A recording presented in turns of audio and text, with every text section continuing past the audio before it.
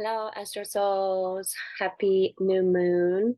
I haven't been on here for a little while, but I want to continue with the larger video moon cycles and then join my Moongazers community where I'm going to be doing lives every moon cycle where you can join, ask questions, and just a more of an intimate experience to be able to look at what's going on each moon cycle in connection with the planets, different herbs, crystals, life rituals, and really exploring the light and dark sides of the signs or astro shadows. So let's get into it. This new moon we have in Scorpio, and the Scorpio moon here is also conjunct Mars. Mars has been close to the sun for a while, and we can see that although this is not a political page, I think it's important to honor reality, and we can see that in what's happening worldwide at the moment. There's a lot of conflict, there's a lot of destruction, there's a lot of pain. And so this moon cycle can also bring healing if we put action to it, utilizing the trine. And so we can use the new moon cycle as a way to look at our own lives, look at the lives around us, the environment, and specifically looking at where Scorpio is in your chart, looking at the house that it's showing up in is going to give you more in-depth information on what particular area of life and environment this will be showing up for you. Now, it's not to stay so rigid in the houses. The houses are there, they're accurate from my experience, but different systems show up in different houses. So it's not just looking at the house and going, right, okay, so the new moon is in my fourth house. This is all about my home and environment. Yes, it is. But these themes may actually show up for you in other areas of your life as well, especially dependent if you've got aspects or if you've got the new moon conjunction here with Mars and Ceres aspecting certain natal planets. So it's just the houses give an undercurrent and a deeper insight into the moon cycle for you, and it will always be that house. So if you've got Scorpio in the 6th house, whenever the new moon is in Scorpio, it's always going to be in your 6th house. And 6th house, very much related to health, physical health, routine. So anyone with a new moon in the 6th house is going to be a great time to put action utilizing the Mars towards detox, towards energy cleansing, towards exploring the world of crystals. And if crystals call you, especially if you found this page, they may well do. Wherever Scorpio is in your chart, this new moon cycle is a great cycle to dive into work with stones. Crystals are Pluto ruled. We have Plutarian stones, and meaning that they come from deep within the earth. So we can see there the Greek, the Roman even has influenced our language to show what that action of bringing crystals up from beneath the earth, and that's a very Scorpio action. So this Scorpio action, how are you going to use it this moon cycle? Well, that's down to you. Scorpio is the depths, the death and rebirth. It goes down underneath the earth's surface and then brings up the light. So with the Scorpio energy of transformation, this moon cycle is an amazing moon cycle to dive deep into the depths of your darkness, of your shadows, of anything that Scorpio represents for you through your natal codes, your natal planets or house, and actually bring up the light and bring through the light and utilize that energy and action of Mars to reinforce that. And by using the energy of Mars as well in a proactive way, we're able to satisfy it and not get tripped up. For some, it may come through this hard square from Neptune to the moon and the sun. So as you can hear and see, I've been dealing with a strong Mars opposition. It's shown up in multi-dimensional ways, one of the more unfortunate ways, but it could be worse, so I'm grateful. Mars is just a direct inflammation on my throat, and it's just been lingering. And my natal Mars is in Taurus, so you can see how the stars show up, and we just have to roll with them. So Neptune squaring this new moon. Neptune rules the dream world, rules addictions, rules limitless boundaries. When you think of Neptune, think of how elusive it can be, and through that, this is why it's very much connected with Labradorite and any Tecto-Silicate. Tecto-Silicates, believe it or not, quartz as well. Most quartz stones are Tecto-Silicates. There are hundreds that are not, but some of your main quartz stones like amethyst, carnelian, citrine, these are all Tecto-Silicates. And what Tecto-Silicates do, for my astro geeks, is they filter out what we don't need so that we can see clearly, so that we take in the information that we need. And this is not just me saying it, that's what they're doing at the level of chemistry, at alchemical level, if you like. I always get drawn to Labradorite more with Neptune because of its very iridescent way it works with color. And it's very obvious there, not only in the hidden key as a Tecto-Silicate, the mineral key, but also in the doctrine of signatures. So Labradorite is a top Neptune stone. I talk about it a lot. And I will throw out some more crystals as we move along. But anyone working with addictions and addictive behaviors can show up in many ways, you know, whether it's through food, thought patterns. Anyone with natal codes here in Scorpio, right now, you're going to be squared by Neptune. You're going to have that Neptune square to that planet. So one thing that you can do this moon cycle particularly is check that natal placement, whether it's Mars. This is your own chart I'm talking about, natal codes, your birth chart. Mars, Sun, Moon, Mercury, Venus, whatever planet is there. Look at what that planet, how you embody that planet, and then look at your current environment and how is Neptune testing you, because this is an outer body transit, outer planetary transit that's happening right now. It's going to be there for a while. It's going to come with the tests, because the tests are the hard aspects. It's the challenges. It's going to, if you struggle from addictive behaviors, obsessions, over intensity, lies, even, these are all Scorpion shadows, and it will be in connection with that planet. Manipulative behaviors, these are all the shadows of Scorpio, and they're most likely coming from a need to have control, a need to have a power, a need to have emotional power. And if you are lacking emotional power, or you lost it along the way through life's experiences, and you have natal codes there, especially the 5 main ones, your Sun, Moon, Mars, Venus, Mercury, then Neptune currently in your life right now and for the extended period is going to be testing that. And what you can do this moon cycle is actually begin to dissolve that pattern and to begin to dissolve those shadows and bring that awareness to light. And that is utilizing this Mars here, trining Chiron.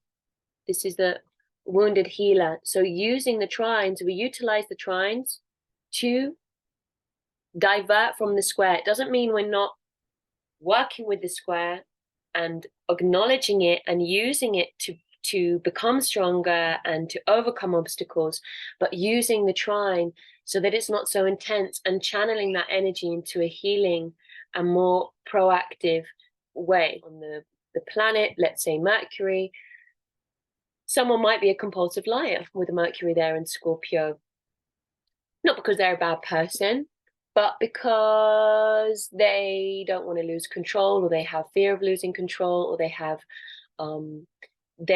fear of not being or not having their emotional power. And Neptune here squaring that might be triggering that part of their nature right now, might be triggering that elusiveness and that addictive pattern, so that it can actually dissolve, so it can can move away, so that they can be an understanding that nothing is perfect, that there is no perfection, that we are in those waves of subtlety, that we move through the realms of the dream and the physical realms. This is all Mercury, and Mercury can come with deep psychic insight. It can come with deep creative inspiration, or it can come to push those waves of illusion, of deception, of manipulation, of idealism. And if you've got natal codes in Scorpio, these waves are going to be kind of big, because Scorpio is a deep, intense water sign. And so if you are working with any Scorpion shadows, and go to my Moongazers app to check more about that, and come on the Q&A, and you can ask questions and see how it's showing up for you if you've got any planets in Scorpio and you're working with Scorpion shadows, just to be aware of that. And the good crystal to work with is Pyrite. Pyrite is an amazing Scorpio stone. So is Obsidian. Work with Obsidian at night, Amber in the day, and Pyrite is a sulfide. It brings hidden things to the surface. So working with those as dream stones, working with them to help you bring awareness to your shadows, your unique way of expressing Scorpio, and then bring it into the light. So once you've become aware of that, you're in conscious competence, and you can begin to work with the powerful energy that Scorpio has to transform, to be psychically deep, to be powerful, and understand the nature of being in your own emotional power. And this is collectively as well, regardless of if you have natal planets there. This is the collective theme of the cycle, one of them, to understand our emotional power and to not leak it out and to not abuse it. Because I really see the line of power, and I've seen this show up, excuse me, in different experiences I've had in my life, in different cults I've ended up walking through. And there is the line of power is really a thin line, because you can tip either way. And then what happens is there then becomes a push and a pull between giving and receiving power. And if someone is not healthy in their power, it can lean both ways. You might be someone who is taking others' power, and you've got people there on the other side just happily giving it because they feel that they're being supported and they're in they feel safe, but actually you're abusing their power by taking it. And this is what we see within cult leaders, power hungry leaders, abusers, all of that dark side of Scorpio. And then it can show up on a milder level, where in just day to day, either needing to have control, needing to have power, taking it from others through manipulative techniques, and all of this will be done on a conscious level, unconscious level, sometimes done on a conscious level, and those people are just bad people and really need to go and work that out. But on a milder level, these power structures get played with without us even realizing it as humans, because we are human batteries. We are human batteries. We rely on the sun. We rely on power. We rely on power to drive forward, to move through the daily cycles of death and rebirth. Death and rebirth is a daily thing. It's not just this lifetime and then the next lifetime, if that resonates for you. It's every day. Every day the sun rebirths. This is what's happening. And so Scorpio is a powerful representation of that rebirth process in this zodiac. And so we can use this cycle to do that. We can use this cycle to rebirth our energy, rebirth our power, rebirth how we relate to power, and reflect on if we're someone who's giving our power away, leaking our power away because of self-worth issues, because of needing to feel dominated by someone else to feel safe, needing to rely on someone else to feel safe. And all of these themes around safety, and emotional security are very Taurus Scorpio axis. So you can see here, these are polar opposites. Scorpio is emotional safety, and Taurus is the second sign of the zodiac, And that's the basic human needs that we understand, which is material security. So as we know, Taurus is then often associated with wealth, but really it's about abundance. It's about wealth and material security, money being one aspect of that, but it's not all of that. You know, fruits, trees, the natural environment. We need sustenance. We need to have healthy diets. You know, Taurus is Venus ruled. So we need to have healthy diets and not overindulge. We need to know what is good for the physical body, how to nourish our physical bodies. And by doing that, we nourish our physical security. How are we nourishing our finances? You know, not going to excess, because when we go to excess, that also then becomes the worst of the opposite, which is and this is really mainly with the sun, moon, rising, or the nodes, based on Frank Clifford's analogy of follow and wallow, then we're in the worst of the opposite, which is an over control, a control freak, which would be then the Scorpio. The Scorpio need to have so much money, and as a way of satisfying that need of power. And so we see they're very, very linked, the Taurus and the Scorpio axis. And when we're moving through Scorpio, it's all about the emotion. It's all about the deep, watery emotional depths. And so finding emotional strength, finding emotional balance, and transforming that, and really putting action to transforming whatever part of your chart that is showing up in.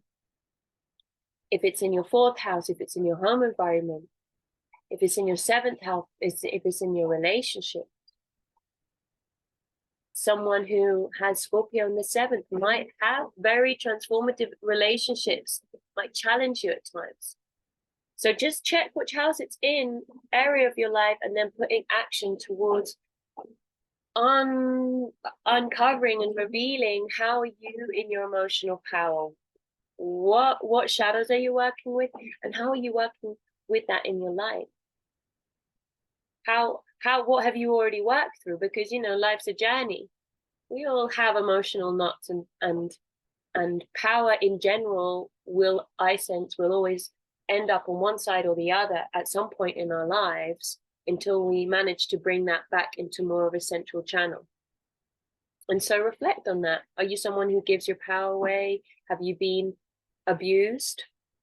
This is a very strong word, and to say, if these themes are bringing up intense things for you, remember that abuse is experienced on very many levels, and sometimes it's conscious, on the conscious part of people. Sometimes they know what they're doing, others they don't. It's an innate, it's something within them that needs power, and then there's something within you that is on the opposite side of that, and it's balancing it out.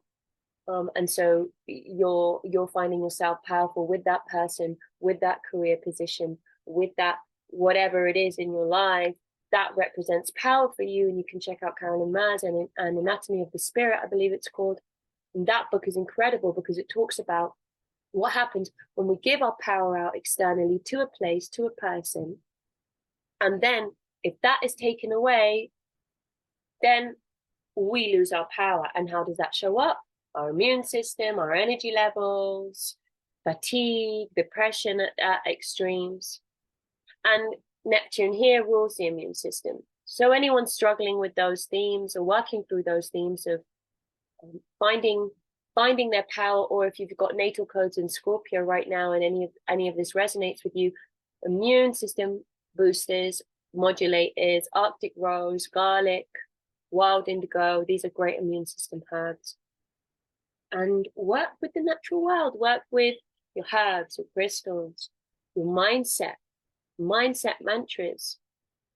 And just know that sometimes transits come in and they make us sick, or there's something going on, and you know, that's life. It's the backwards and forwards, the positive and the negative, and then we're just working to find balance. And really that's what healing is. It's balancing, just finding balance. When we're out, bring ourselves back. That's why these tools like astrology and then natural medicines, crystals, herbs are amazing, because they're there and they're free, and they're gifts from our ancestors to be able to help us bring ourselves back into balance. So this moon cycle, How are you working with your emotional power? How are you transforming any Scorpion shadows into light so that you can embody yourself in your balanced power, not abusing it, not going to extremes, not reaching out for substances or satisfying an addictive behavior as a way of maintaining control. You know, for example, anorexia, bulimia, these sorts of mental health, really, because they stem from mental health imbalances. These are all a need for control. And those that have struggled with that often find that that's their way of actually having control, because they didn't have any control growing up. And so depending on us as humans, we'll all go to different extremes at times within our power structures. And so this cycle, reflect on that. It's a really good time to reflect on that, and to reflect on now when you're in a more balanced state of your power, you've brought up shadows that you want to work on, and then create and transform them into positive mantras. If you're someone who struggles with control issues, you know, write a mantra about being relaxed, easygoing, acceptance. Take any of the shadows and the negative aspects or the negative patterns or codes of Scorpio and find the opposite word and start saying that mantra. Do it for 20 days, 28 days for the moon cycle, and see how that helps you. This is your work. We all have our own work. We all have to be responsible of our own work. And I mean, this is a collective lens, so just take what resonates. And then also enjoy this amazing Scorpio energy that can be so psychically deep. It's a great cycle to move into dream work, to explore the dream realm. And this then would also be using the trine here to Chiron and the North Node here in Pisces. We've got Pluto, which is the modern day ruler of Scorpio, this is going to accent Pluto's power squaring the nodes right now. We have Pluto squaring the nodes. We've had it there for a while, few months. And there is, through this 18-month cycle of the North Node, South Node axis of Pisces and Virgo, collectively and at individual levels, what routines, habits, behaviors, health issues, what are we purging out at the South Node? Look up the house that it's in, Virgo in the South Node. In general, those habits and behaviors that needs to go. How are we transforming them? Pluto. And it will be a choice when major planets square, when outer planets square the nodes, this can show up as a choice. And so the other side of that is the North Node here in Pisces. What new spiritual practices, spiritual perspectives, how am I nourishing my spirituality? What new routines, what new practices, new ways of honoring and embodying my spirituality and unconditional love? How am I bringing that energy of unconditional love in? And this is here, the North Node is in Pisces, and you can check where Pisces and which house it is in your chart. And we've got the North Node coming up to Chiron, so I don't have the exact date now, but I'll get it. This is going to be a really powerful time collectively for collective wound healing that we've got coming up in this 18-month cycle. So with this moon cycle being Scorpio and Pluto-led and traditional Mars-led, this is really strong in the cosmos right now. And it may very well accent these choices for each one of us. So use that Mars energy to put action towards psychic exploration, going into the dream realm, elimination, detox, on more of the health, physical health aspect. Really good time to put action toward the detoxing, flushing out, using diuretics. If you're using diuretics, use demulcents together, just to soften that harshness. Juniper berries are great. They're stimulating diuretics, so they're going to irritate the kidneys just to flush out. And with diuretics, remember, they flush out, and they increase your urine, and then you flush out toxins. So using demulcents to support that, something like marshmallow root, or even simply cucumber water. You know, herbs don't have to be complicated, but using supportive demulcents to soften that medical action of the juniper berries. And actually, marshmallow root is also a diuretic with a different action. So it's less harsh than juniper berries, and juniper berries you would want to use in pulse doses, and marshmallow root is a lot softer. So that would be just a great, easy go-to one for your, if you want to use a general herb just to support detox this cycle. Always check your herbs before taking them. Marshmallow root is safe in general. It hasn't got major toxicity flags. Juniper berries, use it for 2 weeks and then give it a break. So purifying, cleansing, and this is also not through just the physical body, but also the energetic body. Use this Christmas time to rest, to regenerate. Salt showers, cleanse your energy body, use light practices to clear through your field, breathe in natural colors through your field just to boost your aura. Purple is a good one for purifying the energy body. And just work on whatever comes up, because the thing is, we flow. We're like the moon, we flow. And it's not about going, okay, so this is my cycle and this is what I've got planned. No, it's like, how can I utilize this transit? How can I utilize this moment in time? And the key thing I see collectively here is there is a hard square coming from Neptune, which we spoke about. And so utilizing Mars here, putting our energy and action towards healing through crystals, through Dreamwork, through Detox. I mean, Detox at Christmas, probably not going to happen for many people, but it's something just to be aware of. Maybe you want to just do it at the beginning of the cycle. And remember, don't just dive into heavy, intense detox or go into a fast. Don't stress your body in that way, and always do your research first before doing any type of detox. Maybe this detox comes after Christmas. Maybe this comes at New Year. I have to check the date. Maybe that would come then towards the end of this cycle. So just let it flow and see how it comes for you, and honor this beautiful time for transformation. Sending you loads of love, light, moon blessings. Let me know in the comments how you find these videos, and join my Moongazers app, where I'm going to be doing Q&As each cycle around the moon cycle, and just in general, if anyone's got any questions on their chart in connection with the moon cycle. So you need to go to Cafe Astrology or astrology.com, astro.com, I believe, and they're great free calculators that you can use to check what this moon cycle is doing to your chart. And I work with the Sidereal zodiac. You can use the Lahari system, and it will give you a basic overview. Bye for now.